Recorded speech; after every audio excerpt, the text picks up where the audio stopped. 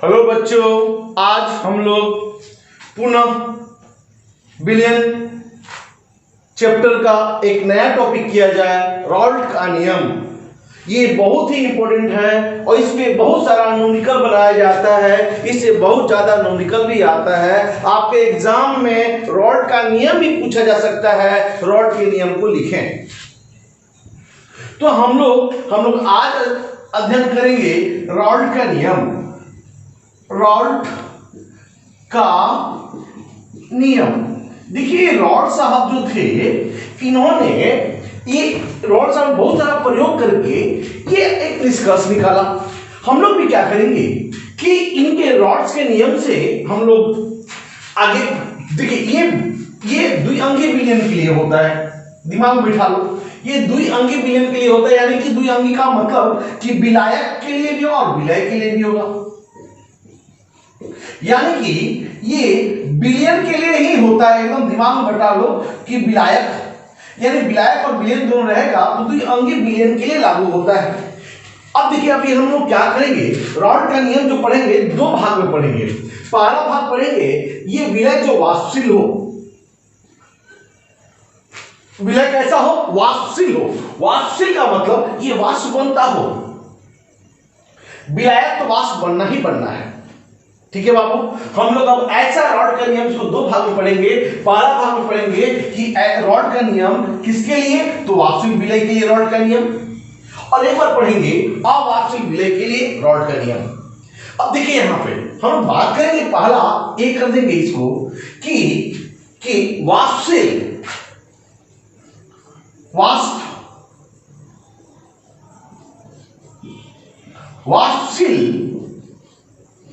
वाष्पशील विलय के लिए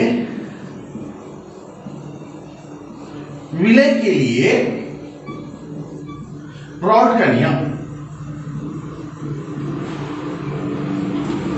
रॉड का नियम, यानी कि ये रॉड का नियम जो हम लोग पढ़ेंगे वो किसके लिए पढ़ेंगे, तो किसके लिए पढ़ेंगे, तो वैसे विलय के लिए पढ़ेंगे जो वाष्पशील हो। अब यहां पे रॉल्ट का नियम जो हम लोग बात करेंगे, ये इसको हम लोग ऐसे भी लिखते हैं, RAOULTS, रॉल्ट्स लॉ। तो आप एक काम करें कि हम लोग क्या करने वाले हैं कि ऐसा विलयन की बात करेंगे जिसमें विलायक भी वाष्पशील हो और विलय भी वाष्पशील हो। ये विलय और विलायक दोनों वाष्पशील हो, ऐसे विलयन के लिए हम लोग रॉल्ट्स का नियम पढ़ेंगे। यानी कि जब भी आपका न्यूमेरिकल आएगा तो आप में उस न्यूमेरिकल में विलय भी वाष्प बनाएगा और विलायक भी वाष्प बनाएगा। इस चीज को ध्यान रखें। अब जैसे मान लो क्या होगा, इसको ऐसे समझा जाए, इसको आप इसको ऐसे समझे। देखिए यहां पे क्या है कि आप मान लो कि ये हमारा दो द्रव है। अभी हमारा विलायक और विलय को हम अलग अलग रखे हैं, इसको ढंग से समझो बाबू। आप वाष्पदाब पढ़ने के लिए देखिए यहां पे वाष्पशील हो तो वाष्पदाब बनाएगा। अब वाष्पदाब के लिए हमने एक लेक्चर दिया है, लेक्चर 13। आप लेक्चर 13 को देखें, किसके लिए, तो वाष्पदाब के लिए। यानी द्रव का जो वाष्पदाब बनेगा, द्रव का किसी भी द्रव का जो वाष्पदाब होगा, वाष्पदाब का क्या कॉन्सेप्ट है, आप उसके लिए लेक्चर 13 देखें। पुनः आज मैं फिर कह रहा हूं कि इसमें हमारे जो भी वीडियो देख रहे हैं उसमें 66% ही हमारे सब्सक्राइबर हैं। बाकी जितने भी शेष हैं वो मेरे सब्सक्राइब नहीं किए हुए हैं। बाबू आप लोग सब्सक्राइब कर दो उसको,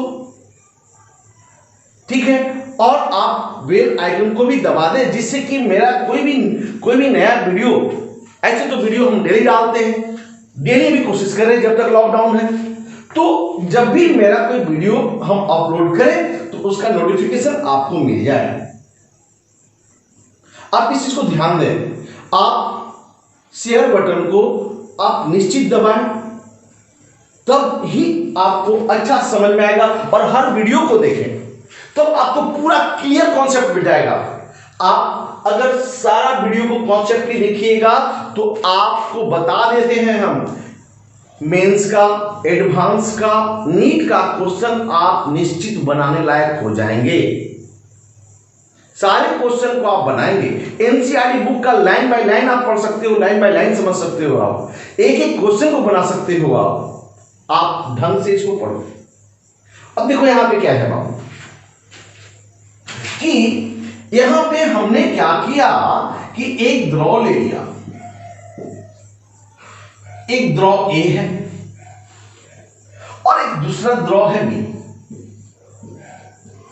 अभी ये केवल ए है और केवल बी है, यानी कि ये शुद्ध है, केवल शुद्ध है, तो ये शुद्ध ए द्रव है और ये द्रव क्या है, शुद्ध बी है।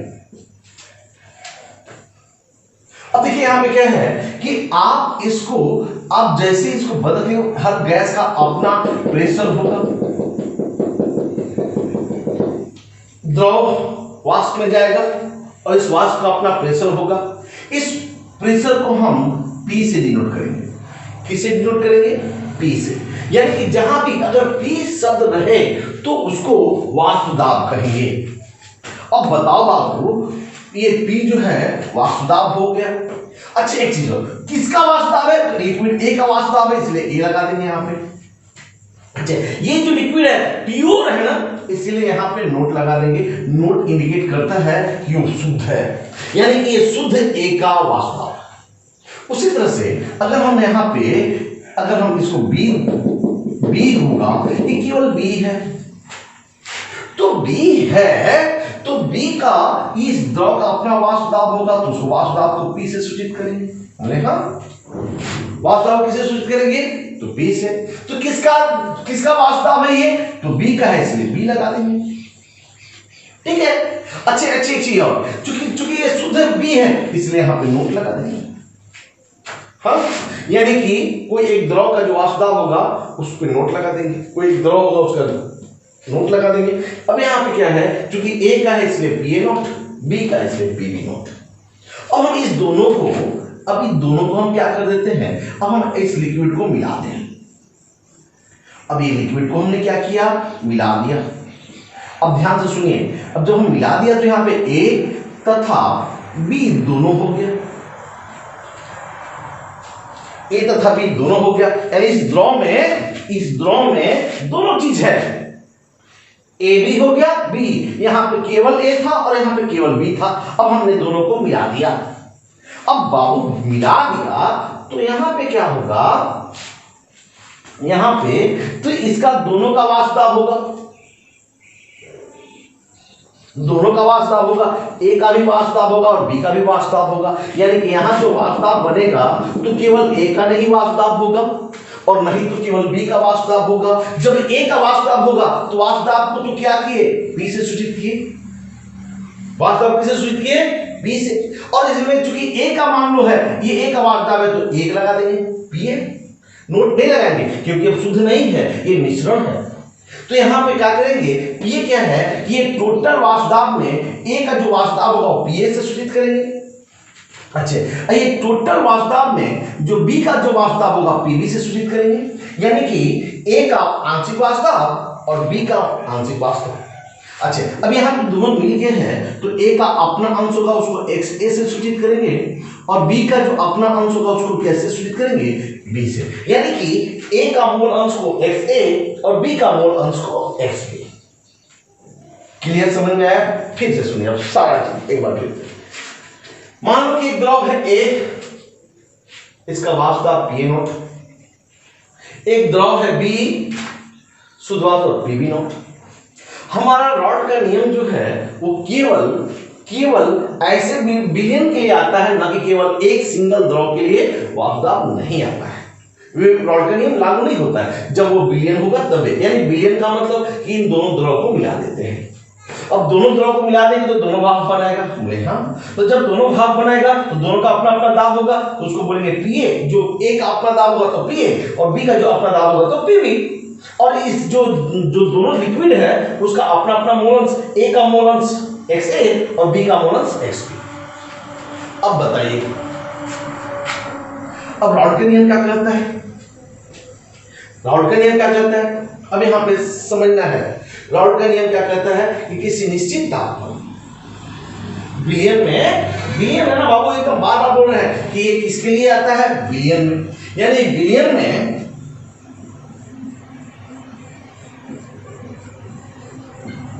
बिलियन में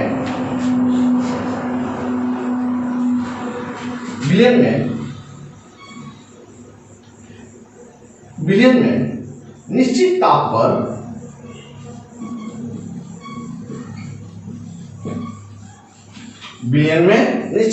पर किसी घटक का,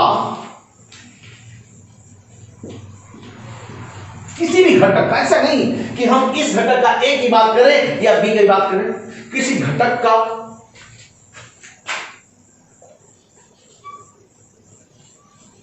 द्रव घटक कर दो, द्रव घटक का वाष्प दाब, आंशिक वाष्प दाब,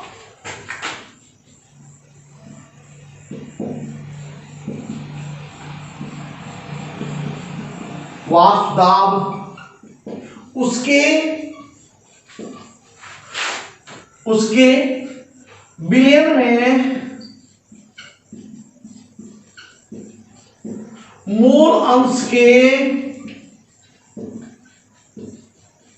समानुपाती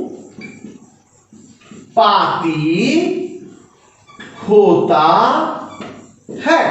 यानी कि अगर ये बिलियन है, अब ये निश्चित ताप पर इस बिलियन में किसी भी कोई घटक का, कोई भी एक घटक का, ए का करो या बी का करो, उससे मतलब नहीं है। ए का अगर वाष्प दाब जो है, आंशिक वाष्प दाब जो होगा वो समानुपाती होगा उसका मूल अंश का। इसका मतलब ये जो पी जो है वो समानुपाती किसका होगा? XA का।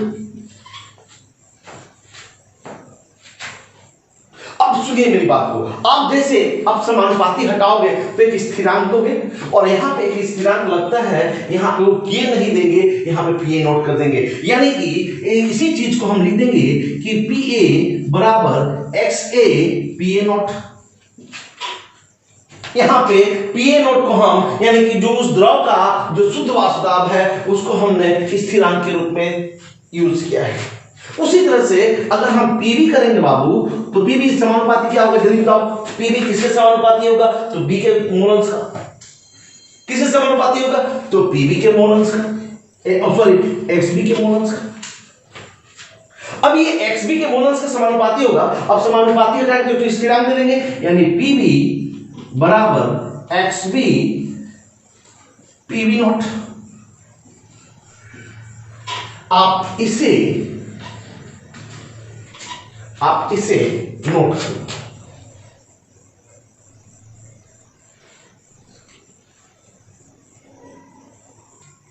अब देखो बाबू, तो हम लोग क्या कर सकते हैं कि इसी चीज को, रॉल्ट का नियम को याद करके भी कर सकते हैं। देखिए यहां पे क्या है, याद करके क्या करेंगे, देखिए यहां याद करके,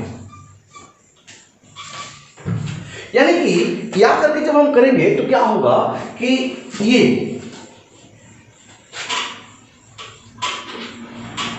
देखिए याद करके क्या किया जा सकता है। देखो यहां पे या आपको जो सुविधा बुझाए उसको ही आप दिमाग में रखें।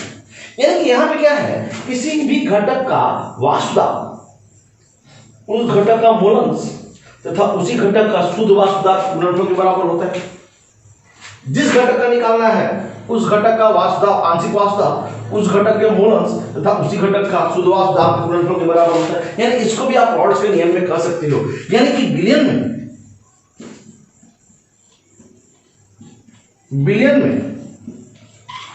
दिए गए ताप पर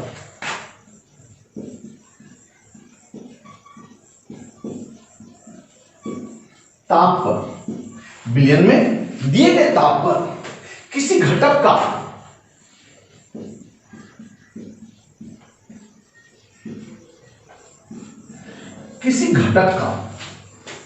वाष्प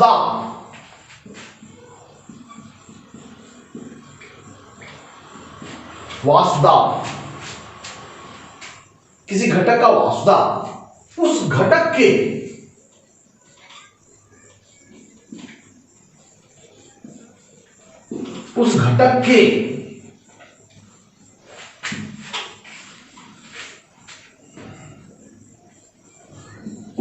के मूल अंश, उस घटक के मोल अंश, जिस घटक का निकालना है बाबू उस घटक का मोल अंश तथा उसी घटक का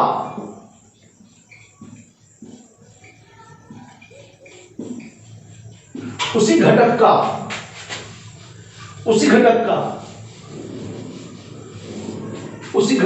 शुद्ध, उसी घटक का शुद्ध वाष्प दाब के गुणनफल के बराबर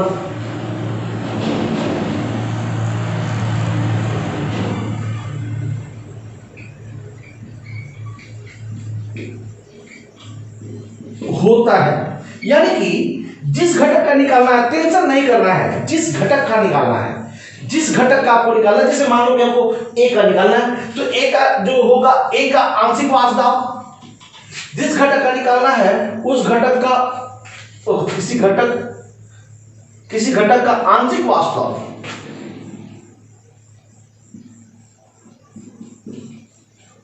आंशिक वाष्प दाब उस घटक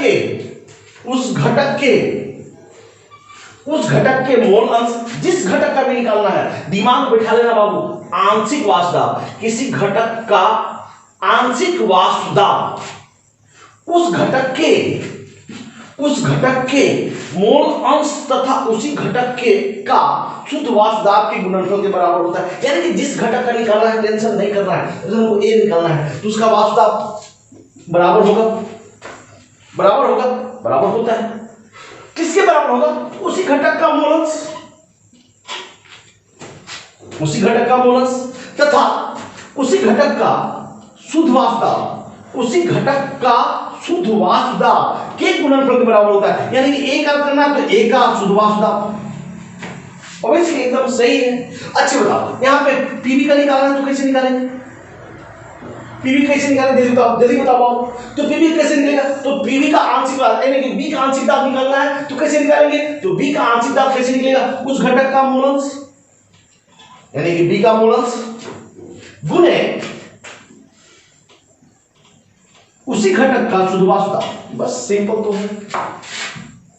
यानी कि एक लाइन में हम लोग बोले कि बाबू यहां पे क्या क्या चीज है, तो आप यहां पे सीखिए ये क्या चीज है, पी क्या चीज है, यहां पे पी क्या दिख रहा है? ये बिलियन में उस घटक का वाष्प आंशिक वाष्प दाब, यानी बिलियन में घटक ए का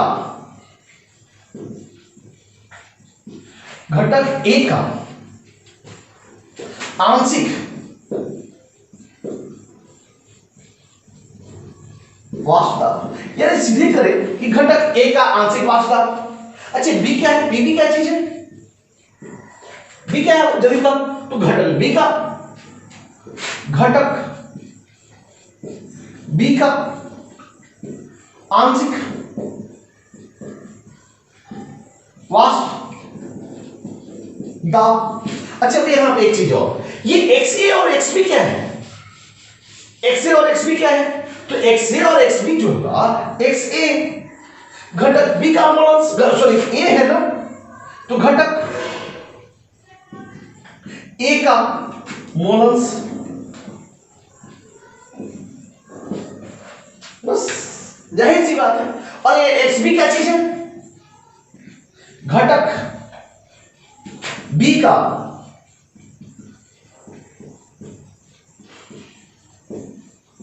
मोल अंश, घटक B का मोल अंश, जाहिर सी बात है घटक B का मोल अंश है। अच्छा एक चीज और भी बताइए हमको, यहाँ पे पीए नोट नहीं समझ में आ रहा, पीए नोट क्या है? तो पीए बताए और यहाँ पे नोट लगा दिए। तो देखिए यहाँ पे पी शब्द जहां भी लिखा वो वाष्प दाब के लिए, अब यहाँ पे नोट भी लगाया यानी कि ये मिश्रण का है, और यहाँ पे ए लगा दिया तो घटक ए का वाष्प दाब, बी है तो वाष्प दाब तो करेंगे किसका है? घटक बी का वाष्प दाब है। यहाँ पे मोल अंश है तो ये भी क्या होगा? घटक, ये क्या होगा? घटक ए का शुद्ध वाष्प दाब, घटक ए का शुद्ध वाष्प दाब। अच्छा एक चीज बता दिए आप, एक चीज बता दिए आप, क्या है कि ये पीबी नॉट क्या चीज है? पीबी नॉट क्या चीज है? तो पीबी नॉट क्या है? तो क्या है पीबी नॉट? तो घटक बी का शुद्ध वाष्प, घटक बी का शुद्ध वाष्प दाब है। अब आप बताओ, घटक ए का शुद्ध वाष्प दाब जान गए, घटक बी का शुद्ध वाष्प दाब जान गए, तो क्या कहता है ये रॉड का नियम? कहता है कि जिस घटक का विलयन में जिस घटक का भी आप आंशिक वाष्प दाब निकालना चाहते हो, उस घटक का आंशिक वाष्प दाब जो होगा वो बराबर होगा, किसके बराबर होगा? उसी घटक का मोलंश। अगर ए का निकालना चाहते हो तो ए का मोलंश तथा उसी घटक का शुद्ध वाष्प दाब के गुणनफल के बराबर होगा। अगर बी का निकालना चाहते तो बी का मोलंश और बी का शुद्ध वाष्प दाब के गुणनफल के बराबर होगा। अगर बी का आंशिक दाब निकालना चाहते हैं आप तो बी का मोलंश और बी का मोलंश और बी का शुद्ध वाष्प दाब। अगर बाय द वे यहाँ पे अगर हम पी होगा तो विलयन में आपको तो एक घटक थोड़ी होगा, दो घटक होगा कम से कम। हमारा द्विअंगी विलयन की बात कर रहे हैं, बाइनरी सॉल्यूशन की बात कर रहे हैं, द्विअंगी विलयन यानी दो चीज होगा, एक विलय होगा और एक विलायक होगा। तो जब विलय का आप अलग जान गए, आंशिक वाष्प दाब यानी विलय का अपना वाष्प दाब जान गए, विलायक का अपना वाष्प दाब निकाल लिए, दोनों को जोड़ दे तो कुल वाष्प दाब होगा कि नहीं होगा? यानी कुल वाष्प दाब यानी पी जो होगा, कुल वाष्प दाब होगा। ये क्या होगा? पी जो होगा कुल वाष्प दाब, यानी पी जो होगा कुल वाष्प दाब होगा। दिमाग बैठा ले, ये तो हम समझते हैं। रॉड्स का नियम आप समझ गए होंगे। यानी रॉड का नियम क्या कहता है कि जिस घटक का भी हमको आंशिक वाष्प दाब निकालना है, उस घटक का मोल अंश तथा उसी घटक का शुद्ध वाष्प दाब के गुणनफल के बराबर होता है। बस जिस घटक का निकालना है उसको पीए से सूचित करेंगे, उसका मोल अंश एक्सए से पीए नॉट, उसे अगर बी का निकालना है तो एक्स बी पीबी नॉट। अगर हम इन दोनों को जोड़ देते हैं, ये दोनों को हम जोड़ देंगे तो हमारा कुल वाष्प दाब जुड़ जाएगा। आंशिक वाष्प दाब जोड़ेंगे तो क्या हो जाएगा? कुल वाष्प दाब हो जाएगा। आप इसे नोट कर लो।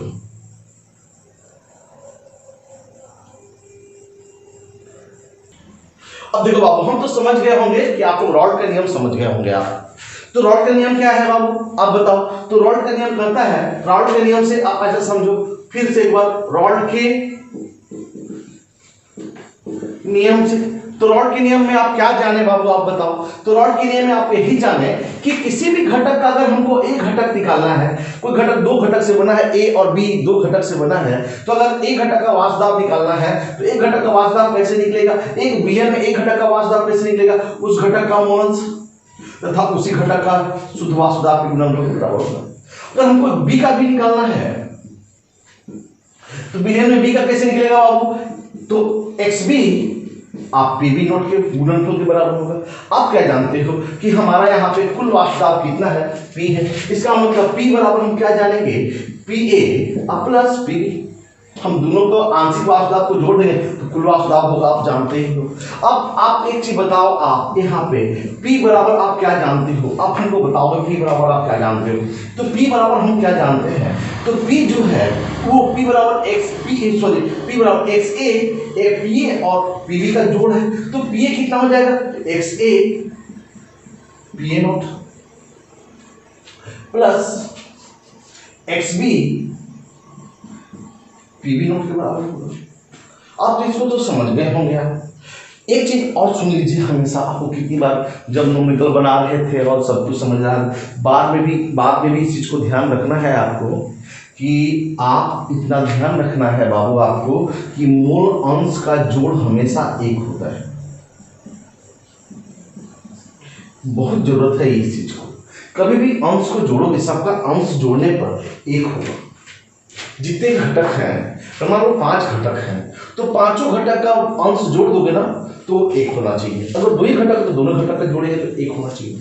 अब बताओ, आप एक का जानते हो, दो का दोनों का जोड़ का एक बराबर होता है, तो एक्स ए बराबर क्या हो जाएगा? जल्दी बता दो बाबू। 1 माइनस एक्स बी। हम क्या कर सकते हैं, हम बताइए। क्या एक्स ए के बदले 1 माइनस एक्स बी नहीं लिख सकते हैं? क्या एकदम लिख सकते हैं बाबू। तो क्या होगा जल्दी बताओ। P बराबर, जल्दी बताओ क्या होगा। तो P बराबर क्या होगा, आप जल्दी बताओ। तो कि XA के बदले 1 माइनस एक्स बी करेंगे तो 1 माइनस एक्स बी ऐड से हाँ अच्छा, अब बताओ पी ए नोट तो पी ए नोट ही रहेगा। अब प्लस, अब एक चीज बता दो, आप बताओ ये क्या होगा, एक्स बी का तो एक्स बी ही रहेगा और पी बी नोट है तो पी बी नोट ही रहेगा। अब एक चीज बताओ, ये तो दोनों के साथ मल्टीप्लाई होगा। हाँ दोनों के साथ मल्टीप्लाई होगा तो कैसे होगा ये बताओ, दोनों के साथ अगर मल्टीप्लाई करोगे तो क्या होगा, तो दोनों के साथ जब अगर हम मल्टीप्लाई करेंगे तो p बराबर क्या हो जाएगा, p बराबर P A naught minus X B P A naught, P A naught X B P दोनों के साथ गुना हो जाएगा। अब plus X B P B naught, एकदम होगा, क्यों नहीं होगा ये, क्योंकि हमने दोनों के साथ गुना कर दिया, यहाँ पे इसके साथ गुना किए तो ये पी ए नोट का P naught, P B X B P B naught. अच्छा बताओ इसको हम ऐसे अरेंज कर सकते हैं हम लोग, तो p बराबर कैसे अरेंज करेंगे जल्दी बताओ, तो p बराबर हम कैसे अरेंज करेंगे, तो p बराबर हम अरेंज कर सकते हैं, तो क्या करेंगे आगे प्लस वाला लिख दें X B P B naught, इसको लिख दिया जाए पहले, minus X B P A naught, हाँ अब प्लस क्या होगा पी ए नोट। अब बताओ, अब यहां पे एक्स बी को कॉमन ले सकते हैं, तो p बराबर P B naught minus P A naught X B plus P B naught, इसको समीकरण एक बना लें। आप हमको बताओ बाबू, आप हमको बताओ सर यहाँ पे जरूरी है कि 1 माइनस एक्स ए बराबर 1 माइनस एक्स बी करेंगे, नहीं, आप जिसको मन करे उसको ले सकते हो आप। तो उस स्थिति में एक्स बी बराबर 1 माइनस एक्स ए होता तो क्या हो जाता, तो सेम चीज होता है यहाँ पे, तो p बराबर हो जाता P A naught minus P B naught, यहाँ पे हो जाता एक्स ए प्लस यहां पे हो जाता है पी एम, याद भी करते हैं। अब बताओ, अब ये क्या हम समझ में आया ना कि रॉल्ट का नियम क्या कहता है। रॉल्ट का नियम में आप ध्यान से सुने कि दोनों गैस का जो आंशिक दाब होगा उसका आंशिक दाब का जो कुल दाब के बारे में होगा, और जब हम इसको जब डिराइव करेंगे, जब इसको सॉल्व करेंगे तो ये जो समीकरण होगा रे बाबू, तो देखिए समीकरण एक, जो समीकरण एक होगा, समीकरण एक होगा, ये क्या है समीकरण एक, ये समीकरण एक तरह का मैथमेटिक्स में एक तरह का समीकरण होता है, y बराबर mx प्लस सी, ये यानी समीकरण एक y बराबर mx प्लस सी, सरल रेखा समीकरण को, ये एक तरह का सरल रेखा समीकरण को सूचित करता है, समीकरण को सूचित करता है। अब आप बताओ कि यानी कि ये जो समीकरण है एक तरह का मैथ का जो हमारा समीकरण होता है, ये y बराबर, या ये चाहिए दोनों में से कोई भी कर सकते हैं यार, ऐसा नहीं कि हम एक को ही लेके चले, तो ये y बराबर mx प्लस सी को सूचित करता है। इसका मतलब कि यहाँ पे जो y अक्ष है वहां पे कुल दाब p, कुल दाब क्या है p है, यानी कि यहां पे जो y अक्ष है उसको कुल दाब से सूचित किया। अच्छा यहाँ पे x अक्ष क्या है, तो मोल अंश b का मोल अंश, और यहाँ पे c क्या है, एक स्थिरांक है, और वो स्थिरांक क्या है p b नॉट, हमें पहले ही बात कर चुका है। जब हम इन दोनों के बीच में यानी कि कुल वास्तव और मोल अंश के बीच में जब हम ग्राफ खींचेंगे तो हमारा ये समीकरण के अनुसार एक सरल रेखा समीकरण है, अब इसलिए एकदम आ जाता है, यानी कि सूचित करता है अतः जब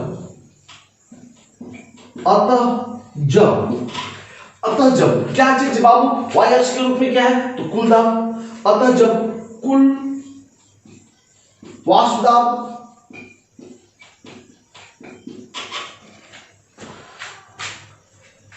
दाब तथा अच्छा, हम किसी का भी लिख सकते हैं बाबू। हम अगर इसको और इसके बीच में, तो ये भी तो मोलन्स है, ए का भी मोलन्स होता है, बी का भी मोलन्स करते हैं हम। एक अगर इसका लिए खींचेंगे तो यहाँ पे तथा एक्स अक्ष बी का मोलन्स हो जाएगा, इसके लिए खींचेंगे तो ए का मोलन्स हो जाएगा। अतः जब हम क्या करें, अतः जब कुल वासुदाब तथा मोलन्स, घटक के मोलन्स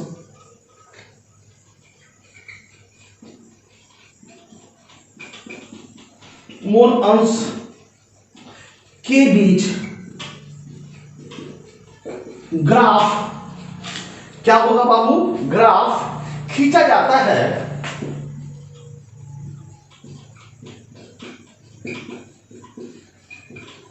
तो सरल रेखा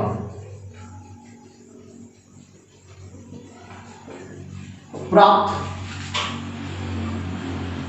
होता है, सरल रेखा प्राप्त होता है। अब ध्यान से सुनो फिर से, हमने रॉड्स में क्या बताया, रॉड्स के नियम से क्या बताया कि जिस घटक का वासुदाब निकालना है उस घटक का मोलन्स तथा उसी घटक का शुद्ध वासुदाब के गुणनफल के बराबर होगा। यानी उस घटक का मोलन्स तथा उसी घटक के शुद्ध वासुदाब के गुणनफल के बराबर होगा। अगर हमको ए निकालना तो XA और PA नोट गुणनफल, बी के निकालना तो XB PB नोट का गुणनफल। अब हम ये दोनों को जोड़ देंगे तो कुल वासुदाब हो जाएगा। और जब हम ये कुल वासुदाब जो होता है वो इसका PA के बदले इतना और PB के बदले इतना दोनों के जोड़ के बराबर होगा। हम क्या जानते हैं कि मोल अंश का जोड़ हमेशा एक होता है। दिमाग में इसको गांठ बांध लीजिए आप कि कभी नहीं भूलेंगे कि मोल अंश का जोड़ हमेशा कितना होता है, एक होता है। तो बताओ XA बराबर क्या होगा, 1 माइनस XB। अब हम XA का मान को हम यहाँ पे रख देते हैं, XA का मान को रख दिए, दोनों साइड में गुना कर दिए। अब हम इसको एक तरह से अरेंज कर दिए, व्यवस्थित कर दिए और XB को क्या कर लिए बाबू, कॉमन निकाल दिए। जब कॉमन निकालेंगे तो एक तरह का समीकरण जैसा व्यवहार करने लगता है और वो समीकरण है y बराबर mx प्लस c। जब यानी y अक्ष के बदले हम क्या करेंगे, कुल वासुदाब लेंगे और x के बदले हम मोलन्स लेंगे। जब इन लोगों के बीच में ग्राफ खींचेंगे तो चूंकि सरल रेखा समीकरण है तो सरल रेखा प्राप्त होगा। आप इसे नोट करें।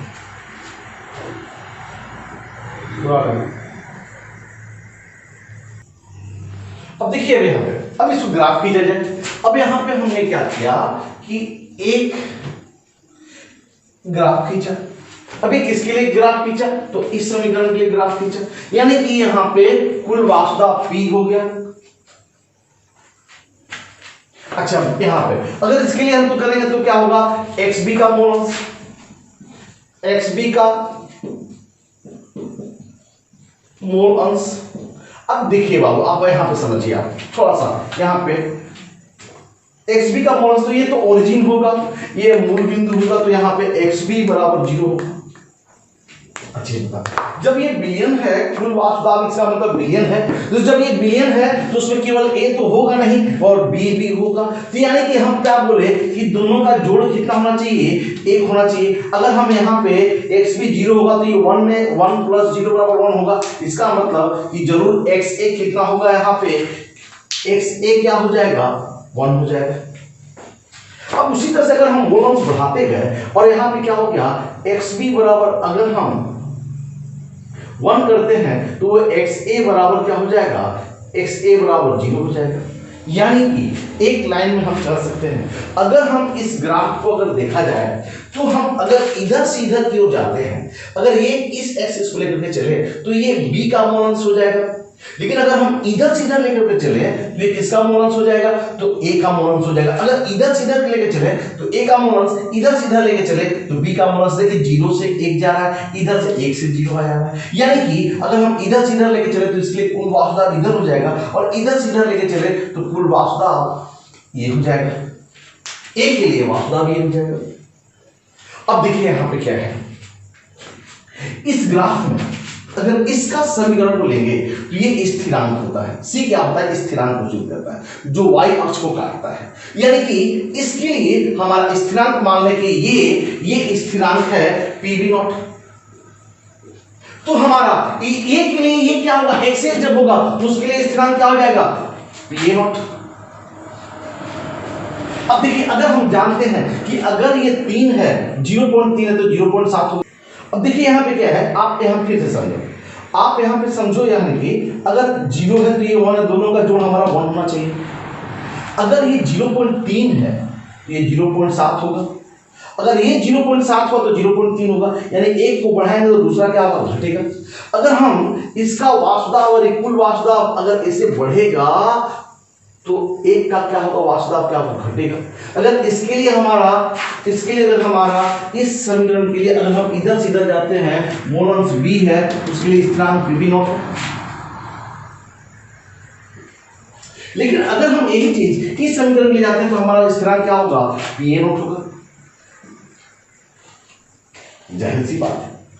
अब देखिए ये क्या कर रहा है कि हमारा ये कुल वासुदाव P को सूचित करता है, यानी टोटल प्रेशर को सूचित करता है। जब Pa में क्या होगा, Pa प्लस Pb को सूचित करेगा, यानी कि कुल वासुदाव को सूचित करेगा। ये किसको सूचित करता है, कुल वासुदाव को सूचित करेगा। अब थोड़ा सा यहां पे देखिए आप, अब इस रॉड के नियम से देखिए आप, यहां पे ये रॉड के नियम से देखिए, रॉड के नियम से। अब जब रॉड का नियम से आप देखिएगा, रॉड के नियम से देखिएगा तो क्या होगा, रॉड के नियम से देखिएगा तो क्या होगा, आप समझिए इसको कि हमारा Pa बराबर XA Pa0। घटक ए के लिए अगर हम यहां पे घटक ए के लिए करें तो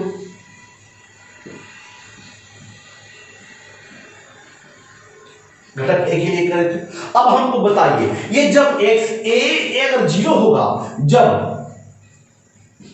XA बराबर 0, XA बराबर क्या होगा, 0, तो हमारा जब XA 0 हो जाएगा तो Pa बराबर भी क्या हो जाएगा, 0 हो जाएगा। इसका मतलब जब कुल यहां पे मोल अंश 0 होगा तो कोई वासुदाव नहीं होगा, कोई वासुदाव नहीं होगा। अब लेकिन जब XA बराबर अगर 1 कर देते हैं, तो XA बराबर 1 कर देते हैं तो इसका मतलब क्या होता है कि XA बराबर 1 कर देंगे तो ये अगर हम वहां 1 कर देंगे तो Pa जो हो जाएगा वो Pa0 के बराबर हो जाएगा। यानी कि अगर हमारा कुल वासुदाव 1 हो गया, यानी कि 1 हो गया, अगर हम इसको 1 कर देते हैं बाबा, इसको 1 कर देते तो ये 0 हो गया, केवल एक ही घटक हुआ। और जब एक घटक हुआ तो उसका वासुदाव तो शुद्ध वासुदाव होगा, उसका वासुदाव किसके बराबर होगा, P0 के बराबर होगा। इसका मतलब एक लाइन में कि यहाँ पे मोल अंश जब 0 है तो वासुदाव 0, जैसे जैसे मोल अंश बढ़ाएंगे वैसे वैसे वासुदाव बढ़ेगा। और जैसे इसका वासुदाव 1 के बराबर हो जाता है, जैसे ही इसका वासुदाव क्या होगा, 1 के बराबर हो जाएगा, तो इसका मतलब कुल वासुदाव को उसका वासुदाव आंशिक वासुदाव P0 के बराबर हो जाएगा। इसका मतलब Pa बराबर XA Pa0 के बराबर होगा। यानी कि हम एक लाइन में यहाँ पे बोल सकते हैं कि Pa समानुपाती होता है XA का। ये हमने रॉड के नियम में पढ़ा है, ठीक है। अब उसके लिए अगर हम घटक B की बात करें, अब हम घटक B के लिए हम बात करते हैं, तो घटक B के लिए क्या है बाबू, तो Pb बराबर XB Pb0। अब बताओ, आप बताओ, XB Pb0 होगा। अब बताओ यहां पे कि जब XB बराबर 0 हो जाए, जब XB का वैल्यू 0 हो जाए तो Pb बराबर भी तो 0 होगा। यानी कि जब XB बराबर 0 है तो Pb बराबर क्या हो जाएगा, 0 हो जाएगा। आप इसे पहले नोट कर लो।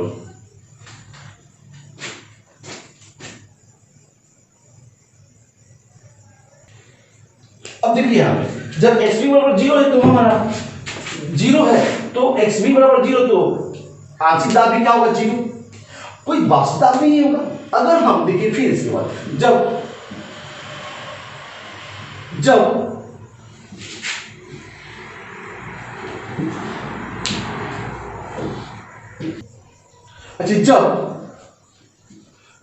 जब हमारा XB बराबर 1 हो जाए, XB बराबर जब भी 1 हो जाता है तो देखो यहाँ XB बराबर 1 हो जाएगा, तो ये Pb किसके बराबर हो जाएगा, Pb बराबर हो जाएगा Pb0 के बराबर। इसका मतलब जब XB 0 है वास्तव नहीं है। और जैसे जैसे xb का मान बढ़ाएंगे उसका वास्तव बढ़ेगा, और जैसे xb का मान 1 के बराबर हो जाएगा तो उसका वास्तव बढ़कर कितना हो जाएगा, xb के बराबर, सॉरी ये होगा p बराबर xa p। जैसे जैसे xa का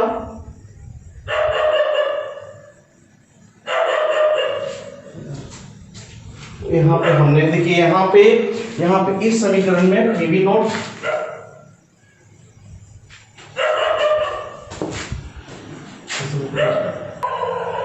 देखो, आप यहाँ पे एक चीज हमसे गलती हो गया कि देखिए यहाँ पे जब हम कॉमन निकाले हैं xb तो pv not minus pa not, यहाँ पे pa ही होगा ना, pa नॉट होगा।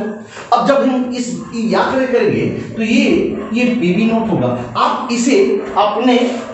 इसे जब जिस समय नोट किए हैं उस समय आप इसे सुधार लेंगे। अब देखिए यहाँ पे क्या होगा, ये pa नॉट होगा, यानी कि जैसे जैसे हम यहाँ से xa का मान बढ़ाते जाएंगे तो ये क्या होगा कि pa बराबर क्या होगा, xa pa नॉट के बराबर होगा। अब जैसे ही हम यहाँ पे कि pv नॉट के बराबर होगा, जैसे जैसे हम xb का मान बढ़ेगा और यहाँ पे क्या होगा pv। अब जैसे जैसे क्या होगा कि जैसे जैसे वास्तव बढ़ेगा तो क्या होगा, इसका मोलन्स बढ़ेगा तो वास्तव भी बढ़ेगा, और ये मोलन्स बढ़ेगा तो वास्तव भी बढ़ेगा, और जैसे ही मोलन्स 1 के बराबर होगा उसका कुल वास्तव किसके बराबर हो जाएगा, pv नॉट के बराबर, यानी कि pv बराबर हो जाएगा xb pv नॉट। आप इसे ध्यान से सुनो, ये डैश डैश डैश जो है, ये डैश डैश डैश, ये डैश डैश डैश आंशिक दाब के सॉलिड वाला कुल दाब के लिए होता है। अब यहाँ पे यह ग्राफ आदर्श विलयन के लिए भी लागू होता है, यानी कि ये ग्राफ किसके लिए लागू होता है, आदर्श विलयन के लिए लागू होता है। लेकिन थोड़ा सा आप नोट करते वक्त इसको थोड़ा सा ध्यान दे लेंगे, क्योंकि यहाँ पे हमने गलती से pa के बदले pa ही लिखना चाहिए था, pv गलती से लिखा गया है, और जब ये pa है तो दूसरे अगर हम xb के लिए करेंगे तो वहां पे क्या हो जाएगा, pv हो जाएगा। इसको सिर्फ ध्यान रखना है और कुछ नहीं है, बाकी सब जस का तस है। आप हम तो कोशिश करेंगे कि आपको ये समझ में आ गया होगा। अब इस पे न्यूमेरिकल बनाने के लिए हम अगले लेक्चर में बात करेंगे। Thank you.